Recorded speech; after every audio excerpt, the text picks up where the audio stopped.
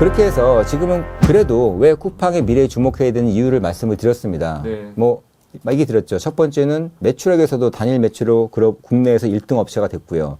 또 거래액으로도 네이버를 누르고 전체 온오프라인 통틀어서 왕자의 자리를 차지했기 때문에 앞으로 바잉 파워가 더 막강해질 수 있는 그런 구조적인 요소를 만들었기 때문에 우리가 쿠팡을 더 주목할 필요가 있습니다. 그리고 마지막으로 하나 더 이 얘기를 드린다 그러면은 사실 이거는 그렇다면은 쿠팡이 그렇다면 마지막 우리나라 원래 오프라인끼리 싸우다가 오프라인 온라인끼리 싸우다가 온라인끼리 싸우기도 하고 혈투에 벌이지 않았습니까? 그럼 마지막 제왕이 쿠팡이 될 것인가? 여기에 대해서는 사실 우리나라만의 독특한 또 다른 커머스가 있습니다. 그게 뭐냐 하면은 우리나라는 글로벌하고 다른 게 글로벌 같은 경우에는 절대 강자가 있지 않습니까? 네. 미국 같은 경우에는 아마존이 있고 그다음에 뭐 영국 같은 경우에는 알리바바, 일본도 아마존이 뭐 거의 압도적으로 뭐 40%에서 50% 정도의 위치를 차지하고 있고 상위 한 두세 개 업체만 하더라도 시장 점유율 막 7, 80%도 가는 그런 나라들이 많이 있는데 그렇죠. 탑2나 탑3가 그냥 다. 예, 그렇죠. 우리나라는 거래액 기준으로 보더라도 물론 1, 2등이 바뀌었다고 얘기 드렸는데 이걸 2020년도 거래액 기준인데 네이버 그다음에 쿠팡, 그다음에 쓱닷컴, 신세계 이 세 개를 다 합쳐봤자 50%가 안 된다는 거죠. 거의 한 40%밖에 안 되기 때문에 절대 강자가 없는 구조입니다. 뭐 쿠팡 같은 경우도 마찬가지로 뭐 올해 거래 기준으로 해서 한 20한 한 3, 4% 그 정도 해가지고 1등을 할 겁니다. 거래 기준으로 보시면 21.2%를 1등을 했었죠. 거래 기준으로 21.2%를 1등 했는데 뭐 올해 같은 경우에도 한 20한 3, 4% 예상을 해요. 그렇다고 하더라도 4분의 1도 안 되는 거죠. 그리고 업계에서 예상하는 거로는 2025년도가 되더라도 쿠팡이 우리나라 이커머스 시장에서 거래 기준이 29% 정도, 30% 넘지 않는 걸로 아직도 예상하고 있습니다.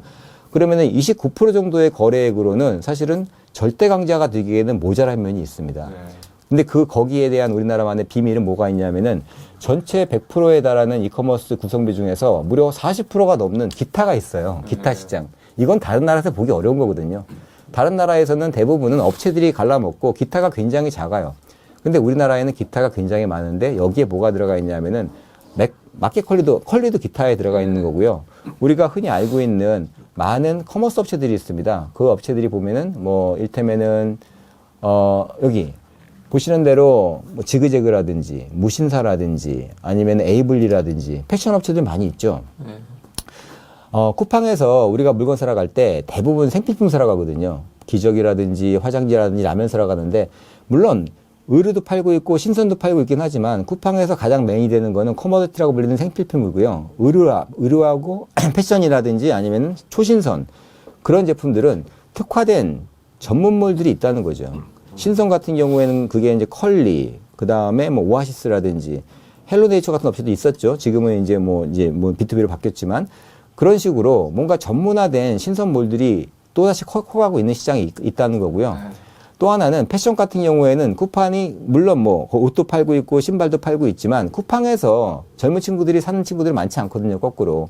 뭐 대부분 뭐 20대 같은 경우에는 무신사라든지 에이블리 같은 그런 패션 전문몰로 들어가는 거죠. 거기에 수천 개 업체들이 모여 있기도 하고 그럼 그 중에서 내가 접속했을 때 나한테 가장 잘 맞는 상품들을 실시간으로 나한테 안내해 주기 때문에 쿠팡에서 판매하는 상품보다도 훨씬 다양하고 훨씬 더 가격 경쟁력도 있는 상품들이 매일매일 실시간으로 바뀌고 있다는 거죠.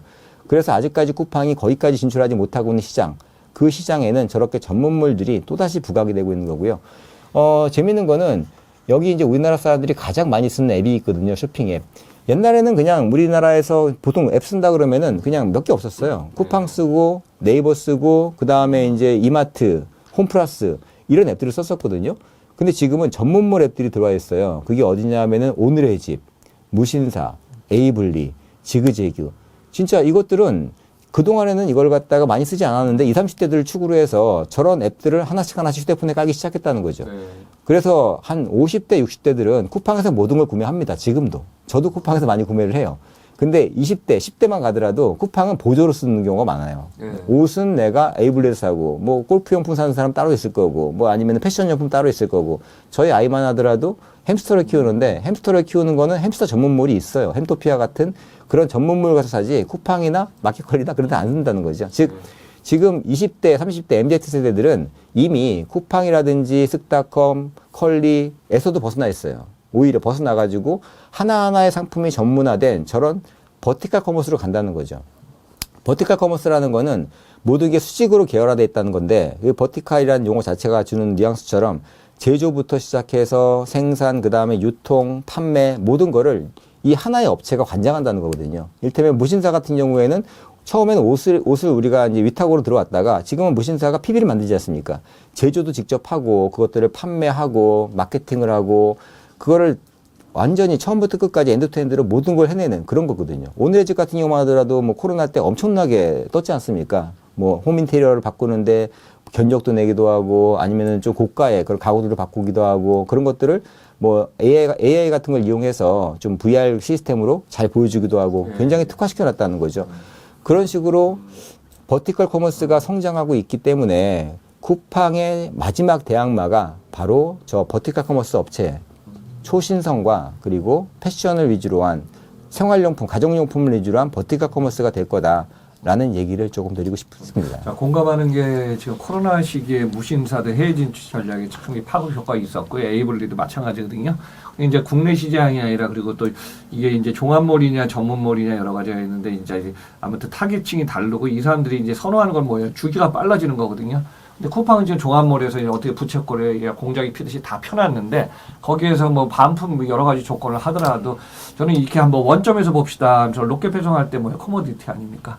투시한 배송에 우리가 생활 필수품 그거는 어느 정도 장악했고 또 신선도 식품의 일부도 좀 하고 있지만은 이렇게 뭐 특수한 어떤 이게 전문물들 이쪽 같은 경우는 아마 이제 우리가 뭐 취미라든가 유행 트렌드에 따라서 그쪽을 워낙 그냥 선호하는 주기들이 많으니까 그렇죠. 그쪽은 계속 갈 것 같아요. 그렇죠. 근데 그게 무시할 수가 없습니다. 그쪽이 그냥 또 강력한 또 그럼요. 파워도 있고 상품 디자인 기획력 파급력도 있고 트렌드도 좋으니까요. 맞습니다. 지금 뭐 이제 먹힐 것 같아요. 일반인들 같은 경우에는 아직도 쿠팡 아니면은 뭐 우리가 지금 일반적으로 보는 양대산맥 네이버가 그걸 모든 걸 우리가 가져갈 거야라고 생각하지만 그거는 아닌 것 같아요. 지금 점점 가면 갈수록 세분화된다는 게 약을 살 때는 건강식품 살 때는 아이오브라는 데서 사서 해외 직구를 갖다 하는 거고요. 고기가 먹고 싶으면은 정육가게 들어가서 4일 도축한 지 4일밖에 안 된 신선한 고기를 시키고 있는 거고요. 옷을 사면은 남자들은 무신사, 여자들은 에이블리나 지그재그. 뭐 아까도 얘기 드렸지만 그런 여러 가지 뭐 생활용품 같은 경우에는 뭐 화장품은 올리브영. 그런 식으로 저런 업체들이 지금 2조가 넘어가고 있어요. 그 업체당 매출이. 그런 업체들이 100개가 생긴다 그러면 200조 아닙니까? 근데 그게 안 된다는 보장이 없거든요. 그래서 쿠팡도 지금 어떻게 보면은 지금 뭐 이제 어느 정도까지 본인들이 시장을 장악을 했고 이제는 우리는 가격보다도 뭐 여러 가지 이제 그런 이제 뭐 서비스를 내세워 가지고 뭐 이제 안정화 시킬 거야라고 한다 그러면은 또다시 벽에 부딪힐 수가 있다. 그렇게 생각할 수 있는 거죠. 그래요. 저는 쿠팡이 지금까지는 어떤 가격 경쟁이라든가 이 확산을 좀 했는데 지금부터는 쿠팡도 이제 선별을 해야 되겠어 가치 경쟁 쪽으로 지금 가야 되지 않나 그런 쪽도 좀 보이네요. 일단 시장 구조가 무한하게 쿠팡이 다 무한대로 커지는 시장은 아니네요. 네, 맞습니다. 이제 일단은 뭐 진입장벽도 있고 여러 가지 경쟁 관계도 많이 연결돼 있네요. 그렇습니다. 지금 여기 보시는 이 표가 쿠팡이 2020년도하고 2021년도에 신선식품 판매 순위를 좀 보여준 건데 2020년, 21년도가 굉장히 바뀌지 않습니까? 20년도만 하더라도 뭐 컬리라든지 오아시스 같은 전문몰에서 팔던 뭐 전복이라든지 새우라든지 진짜 그런 진짜 초신선 상품들이거든요. 유통기간이 하루도 안 되는 상품들을 많이 팔았어요. 저것들을 특정 업체들한테 위탁을 해가지고 그 업체들한테 산지에서 직접 배송을 하기 때문에 쿠팡 로켓 배송이 아닙니다. 저거는.